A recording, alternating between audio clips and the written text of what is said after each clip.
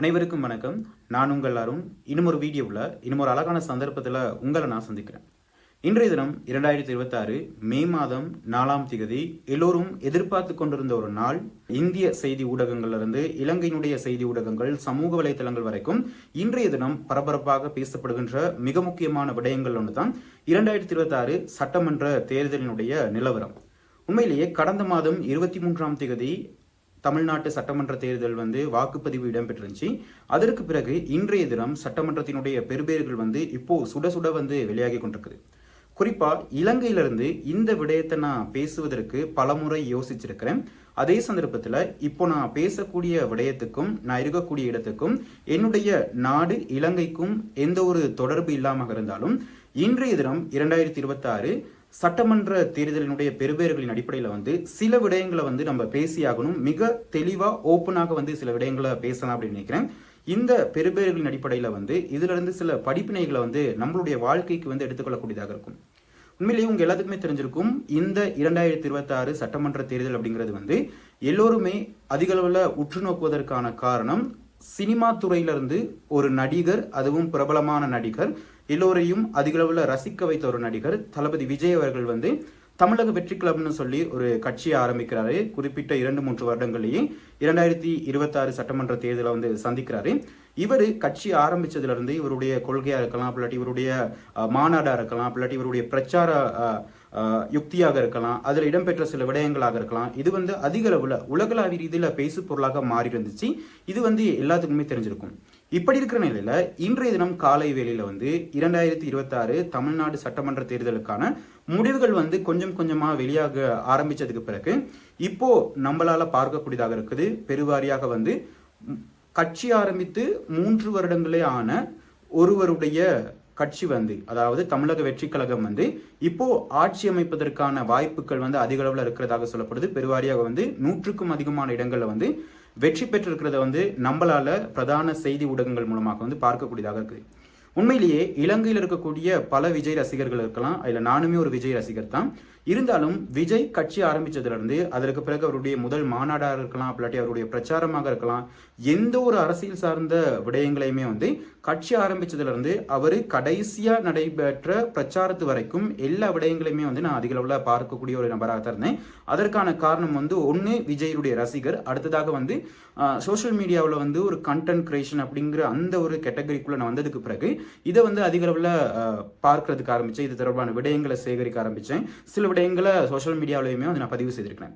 இப்படி இருக்கிற நேரத்தில் விஜய் அப்படிங்கிற ஒரு தனி மனிதரை நம்ம ரசிக்க ஆரம்பிச்சதுக்கு பிறகு, அவர் ஒரு நடிகரா வந்ததுக்கு பிறகு, அதை ரசிக்க ஆரம்பிச்சதுக்கு பிறகு அவர் அரசியல் களத்துக்குள்ள வந்ததுக்கு பிறகு அதற்கும் நம்ம அவருடைய விடயங்கள் நம்ம ஆதரிக்காம இருந்தாலும் அவருடைய செயற்பாடுகளை ரசிக்க ஆரம்பிச்சோம். அவருக்கு இருக்கக்கூடிய அந்த மக்கள் செல்வாக்க பெரிய அளவுல ஒரு வியப்பூட்டக்கூடியதாக இருந்துச்சு. இப்படி இருக்கிற நிலையில தமிழ்நாட்டில் இருக்கக்கூடிய சில அரசியல் கட்சிகளாக இருக்கலாம், விமர்சகர்களாக இருக்கலாம், அப்படிலாட்டி காழ்ப்புணர்ச்சி, அதாவது விமர்சனம் அப்படிங்கிற போர்வையில தங்களுடைய மன குமுறல்கள், அப்படி இல்லாட்டி என்ன சொல்றது, அதுக்கு அவர்களுடைய மனசுல இருக்கக்கூடிய ஆதங்களா இருக்கலாம், எரிச்சலா இருக்கலாம், விமர்சனம் அப்படிங்கிற ரீதியில அதை முன்வைத்துட்டு இருந்தாங்க. தனி மனித தாக்குதல்களாக இருக்கலாம், அவருடைய குடும்பத்தை மையப்படுத்திய தாக்குதல்களாக இருக்கலாம், இல்லாட்டி அவர்களுடைய ரசிகர்களை மையப்படுத்திய தாக்குதல்களாக இருக்கலாம். இப்படி பலவாறு ஒரு தனி மனிதனுக்கு என்னென்ன குடைச்சல் கொடுக்க முடியுமோ ஒட்டு மொத்தமாக குடைச்சல் கொடுத்துட்டாங்க. ஆனா அவ்வளவுக்கும் மத்தியிலையும் ஒரு தனி மனிதன் இன்றைய தினம் அவருடைய அரசியல் வருகைக்கு பிறகு இன்றைய தினம் வெளியாகி இருக்கிற பெறுபேறுகள் எந்த கட்சி அப்படி இல்லாட்டி எந்த நபர் ஒரு கூத்தாடின்னு சொன்னாங்களோ, இல்லாட்டி ஒரு நடிகர்னு சொன்னாங்களோ, ஒரு தற்கூரின்னு சொன்னாங்களோ, இன்னைக்கு அவர் தான் தமிழ்நாட்டினுடைய 2026ஆம் ஆண்டுக்கான தமிழ்நாட்டினுடைய முதலமைச்சராகக்கூடிய வாய்ப்பு அதிக அளவில் இருக்குது. இன்னும் சில நேரங்களில், குறிப்பாக இந்த வீடியோ நீங்க பார்த்து கொண்டிருக்கின்ற நேரத்தில் உத்தியோகபூர்வமான முடிவுகள் வெளியாகுவதற்கான வாய்ப்புகள் இருக்குது. நான் கடந்த நாட்களில் சமூக வலைத்தளங்களில் விஜயுடைய அரசியல் ரீதியாக இல்லாமல் ஏதாவது விஜய் அப்படின்னு ஒரு பெயரை பதிவு செய்தாலே ஏகப்பட்ட விமர்சனங்கள், தற்கூறி, இப்படி பல நெகட்டிவ் தாட்ஸை பரப்பிட்டு இருந்தாங்க. எதுக்குமே நான் பெரிய அளவில் ரிப்ளை பண்ண போகல. சில சந்தர்ப்பங்களை நான் யோசித்தேன். விஜய் நான் ஃபாலோ பண்ணுறதுக்கான மிக முக்கியமான ரீசன், நான் பதிவு செய்யப்பட்ட பல போஸ்டில் நான் சொல்லப்பட்ட விடயம் தான். முதல்ல வந்து நம்மளுடைய நோக்கமும் இலக்கும் மிக தெளிவாக இருந்தால் அதை நோக்கி நம்ம போய்கிட்டே இருக்கலாம். அதற்கு வந்து விஜய் மிக சரியான உதாரணம். அதே மாதிரி நம்ம ஒரு இலக்கை நோக்கி போய்கிட்டு இருக்கோம்னா நம்மளுக்கு வந்து பல குடைச்சல்கள் வரலாம், பல அவதூறுகள் வரலாம், வதந்திகள் வரலாம், இடையூறுகள் வரலாம். இதெல்லாம் பொருட்படுத்தாம நம்மளுடைய முயற்சியும் இலக்கும் தெளிவாக இருந்தால் நிச்சயமாக வந்து வெற்றி அப்படிங்கிற இலக்கை அடையலாம். அப்படிங்கிறதுக்கு வந்து விஜய் ஒரு உதாரணம். அதே மாதிரி தேவையில்லாத விஷயங்களுக்கெல்லாம் ரியாக்ட் பண்ணிக்கிட்டு அவங்க அதை சொல்கிறாங்க, இவங்க இதை சொல்கிறாங்க அப்படிங்கிறதுக்கெல்லாம் வந்து நம்ம ஓவர் ரியாக்ட் பண்ணிக்கிட்டு அதுக்கெல்லாம் பதில் சொல்ல போனோம்னா நம்ம போகக்கூடிய பயணம் வந்து பாதியிலே நின்று போயிடும். அதற்கு ஒரு உதாரணம் விஜய். அதே மாதிரி இன்னும் ஒரு விடயத்தை சொல்லியாகணும். தேவையற்ற விடயங்களில் வந்து அப்படி இல்லாட்டி சில சந்தர்ப்பங்களில் வந்து அமைதி அப்படிங்கிறது வந்து ரொம்பவுமே முக்கியமான ஒரு விடயம். எல்லாருமே சொல்லி கேள்விப்பட்டிருப்போம், மோஸ்ட் பவர்ஃபுல் வெப்பன் சைலண்ட் அப்படின்னு சொல்லுவாங்க. அதற்கு ஒரு உதாரணம் வந்து விஜய். ஸோ இப்படி இருக்கிற நேரத்தில் இந்த விடயங்கள் வந்து பர்சனலி என்கிட்ட விஜய்கிட்ட இருந்து எனக்கு வந்து பிடிச்சி கொள்ளக்கூடியதாக இருந்துச்சு. இந்த விடயங்கள் வந்து கடந்த நாட்களில் நான் ஃபாலோ பண்ணது ஆரம்பித்ததுக்கு பிறகு ஒரு பெரிய ஒரு மாற்றம் இல்லாட்டியும் சின்ன சின்ன விடயங்களை சில மாற்றங்களை வந்து என்னால் அவதானிக்கக்கூடியதாக இருக்குது. எந்த இடத்துல விஜயை வந்து அவதூறா பேசினாங்களோ, எந்த இடத்துல கூத்தாடின்னு சொன்னாங்களோ, தற்குறின்னு சொன்னாங்களோ, எந்த இடத்துல விஜய் தோத்துருவார்னு சொன்னாங்களோ, இன்னைக்கு அவர்கள் வந்து விஜயை பெருமையாக வந்து கொண்டாடுறாங்க. அது என்ன சுற்றி இருக்கக்கூடியவர்களாக இருக்கலாம், அப்படி தமிழ்நாட்டில் இருக்கக்கூடியவர்களாக இருக்கலாம். ஸோ இப்படி ஒட்டுமொத்தமாக நம்ம வைத்து பார்க்கக்கூடியதாக இருக்குது. இப்போ இந்த வீடியோவை பார்க்கக்கூடிய பலரையும் நான் காயப்படுத்தணும் அப்படிங்கிறதுக்காக இந்த விடயத்தை சொல்ல.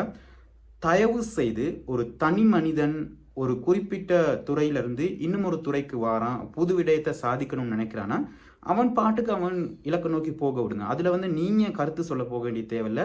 நம்மளுக்கு எவ்வளவோ விடயங்கள் இருக்குது, ஏராளமான விடயங்கள் இருக்குது, அதை நீங்கள் ஃபோக்கஸ் பண்ணுங்கள். இன்னொரு செட் லைஃப்பில் போய் நீங்கள் ஃபோக்கஸ் பண்ண வேண்டிய தேவை உங்களுக்கு இல்லை. ஸோ நம்மளுக்கு நம்மளுடைய இலக்கும் நோக்கமும் தெளிவாக இருந்துச்சுன்னா நம்ம போகக்கூடிய பாதை வந்து வெற்றி அப்படிங்கிற அந்த இலக்கை நோக்கி போய்கிட்டே இருக்கலாம். ஸோ தேவையற்ற விடயங்களை எல்லாம் பின்தள்ளிக்கிட்டு நமக்கு என்ன தேவை அப்படிங்கிறத வந்து சரியான முறையில் தீர்மானித்து போனோம்னா நிச்சயம் வெற்றி அப்படிங்கிறது வந்து நம்ம கைவசத்துக்கு வரும். அதற்கு விஜய் ஒரு சரியான உதாரணம். விஜயுடைய அரசியல் நிலைப்பாடாக இருக்கலாம், அப்படி கொள்கையாக இருக்கலாம், அவருடைய கோட்பாடாக இருக்கலாம், அதை பற்றியெல்லாம் நான் பேச வரல. விஜய் முயற்சி செய்தாரு, இன்னைக்கு வெற்றி அப்படிங்கிற இலக்கை வந்து அடைந்திருக்கிறாரு. எம்ஜிஆர் அரசியல் வந்ததுக்கு பிறகும் கூத்தாடி அப்படின்னு சொன்னாங்க, விஜயகாந்த் அரசியல் வந்ததுக்கு பிறகும் கூத்தாடி அப்படின்னு சொன்னாங்க, விஜய் அரசியலுக்கு வந்ததுக்கு பிறகும் கூத்தாடி அப்படின்னு சொன்னாங்க. ஸோ இந்த கூத்தாடி தான் இன்னைக்கு தமிழ்நாட்டினுடைய தலையெழுத்தை மாற்ற போற ஒரு முக்கியமான இடத்துல இருக்கிறாரு. ஸோ யாரையும் அவருடைய வெளி தோற்றத்தில் வைத்து எடை போடக்கூடாது அப்படிங்கிறதுக்கான மிக சரியான ஒரு உதாரணமாக தளபதி விஜய் அவர்கள் இப்போ இருக்கிறாரு. ஸோ இந்த சந்தர்ப்பத்தில் விஜய் அவர்கள் தமிழ்நாட்டினுடைய முதலமைச்சராக வர சந்தர்ப்பத்தில் அது தொடர்பான தகவல்களையும் அது தொடர்பான பல முக்கியமான விடயங்களையும் உங்களுக்கு நான் கொண்டு வந்து சேர்க்க தயாராக இருக்கிறேன். எனக்கு ஒரே ஒரு கவலையான விடயம், நாம் தமிழர் கட்சியினுடைய தலைமை ஒருங்கிணைப்பாளர் சீமான் அவர்கள். உண்மையிலேயே சீமான் அவர்கள் வந்து ஒரு சிறந்த பேச்சாளர், நல்ல தமிழ் தேசிய கொள்கை இருக்குது, நம்மளுடைய தமிழர்களுக்கான சிறந்த கொள்கை இருக்குது. அவர் எதிர்வரும் காலங்களில் அவருடைய அரசியல் நிலைப்பாடு வந்து எப்படி இருக்க போகுது அப்படிங்கிறத நம்ம பார்க்க போகிறோம். அவரை ரசிப்போம், அவருடைய பேச்சாளர்களை ரசிப்போம், தமிழ் தேசியத்தை ரசிப்போம். தமிழ் தேசியம் வந்து வாழ்வதற்கு வந்து நம்ம என்னென்ன செய்ய முடியுமோ எல்லாத்தையும் செய்வோம். தொடர்ந்து இணைந்திருங்க. இன்னும் ஒரு வீடியோவில் உங்களோட நான் சந்திக்கிற வரைக்கும் விடைபெறுகிறேன்.